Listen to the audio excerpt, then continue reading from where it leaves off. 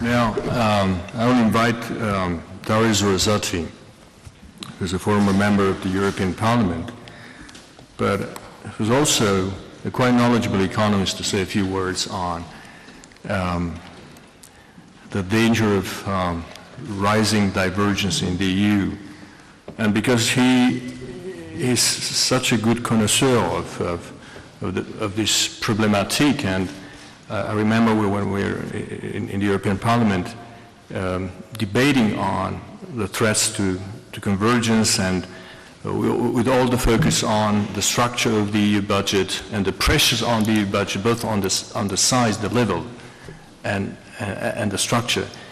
I think that Dariusz could say a few valuable words on what, apart from the EU budget, could be useful tools to deal with the threats apart from the EU budget.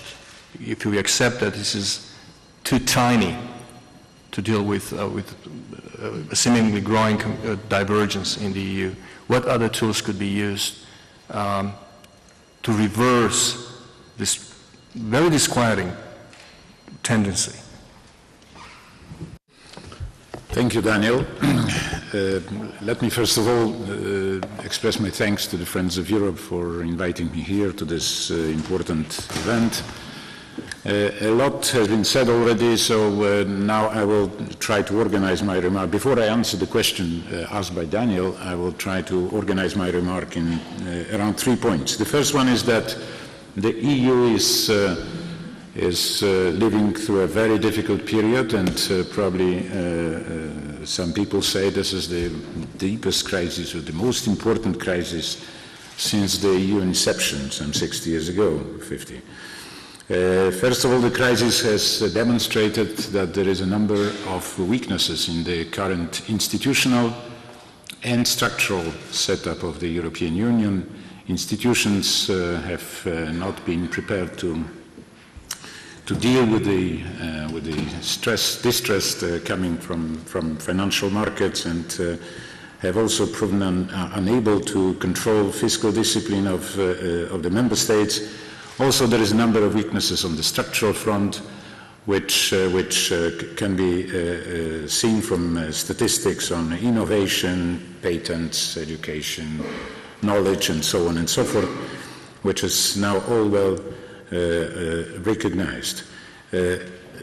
On top of that, the crisis has shown that there are diverging interests among member states.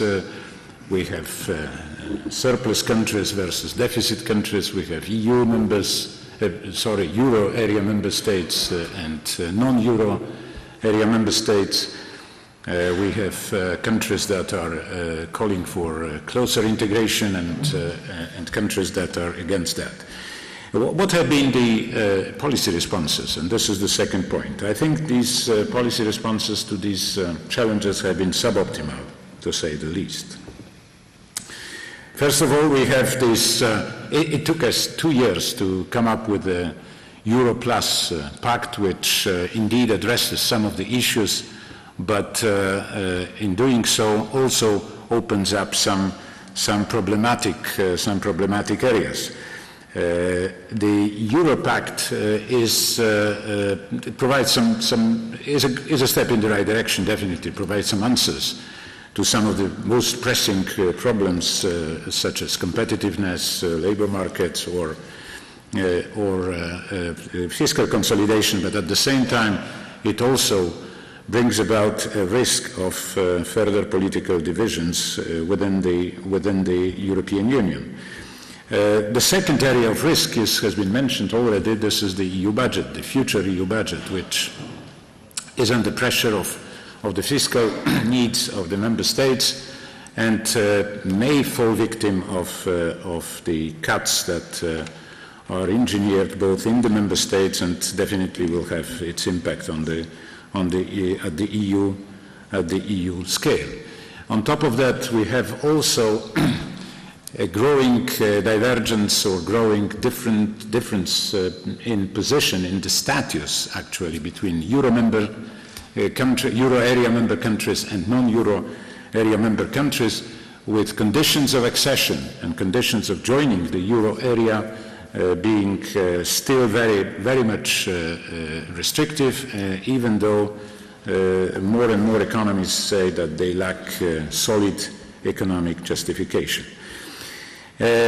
I think, and this is my third point, that we have to, first of all, recognize these problems in policy responses to the current situation, and we should make efforts in order to reduce the risks involved. First of all, first thing is that the Euro Pact Plus should be open to all countries, and of course we note with satisfaction that it has been amended with the plus word in the last moment, which is a good sign.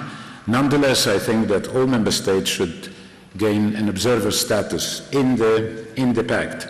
There should be no secrets in the family, and indeed especially political bodies that are contemplated within the Euro Plus Pact would indeed introduce an important divisiveness in the Union.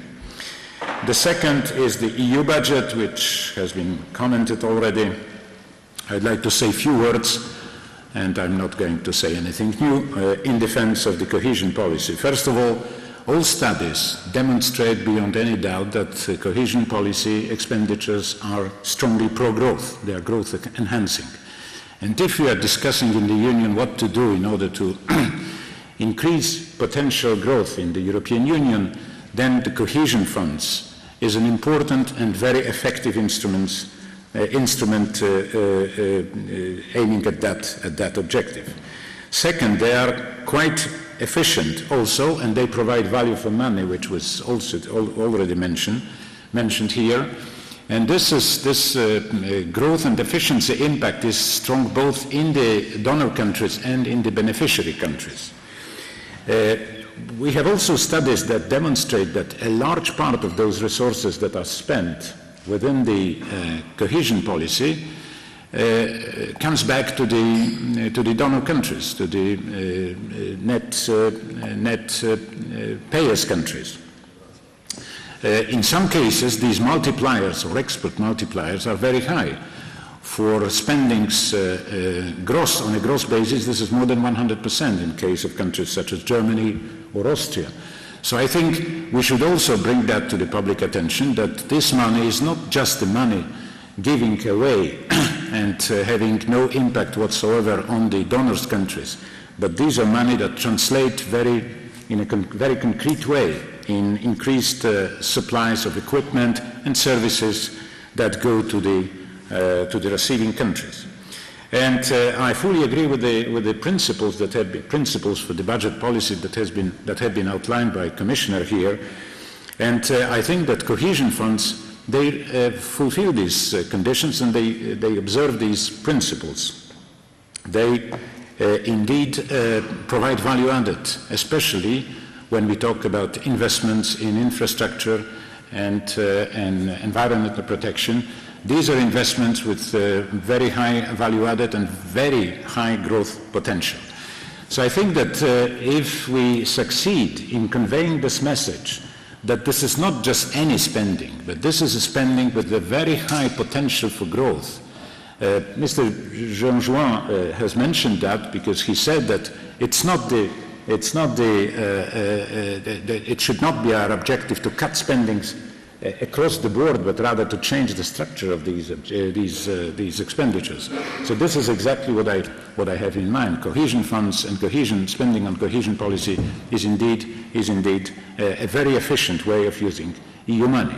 So my concluding remark would be that instead of working on projects that would potentially disrupt the unity or the cohesion of the Union, and nolens volens would lead us to a situation of the Europe with geometry variable, if I may say so.